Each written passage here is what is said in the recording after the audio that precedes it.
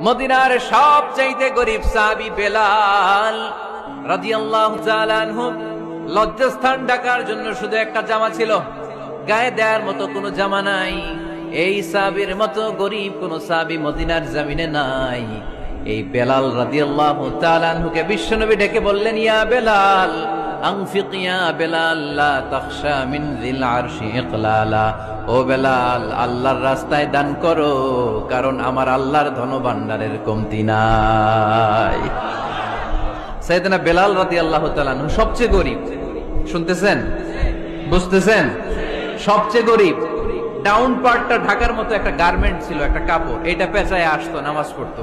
গায়ে রাখার মতো কোনো জামা নাই, আর খাবার দাবার টাকা পয়সা বলতে নাই। ওই সাহাবীর বিষ্ণু ইসলাম বললেন, আনফিক বেলাল, বেলাল তুমিও দান করো, তুমিও দাও, দানের হাতকে প্রশস্ত করে দাও। আনফিক ইবনা আদম উনফিক আলাইক, হে বনি আদম দাও, দিলে আমি তোমারে দেব। যারা দান করে বেশি তাদেরকে দেয় কে? দিলেই আসবে, না দিলে আসে না। আপনি দেন, দেখবেন আসতে শুরু করছে। এটাই সিস্টেম। দিলে কমে না, না দিলে কমে। সুবহানাল্লাহ পড়েন।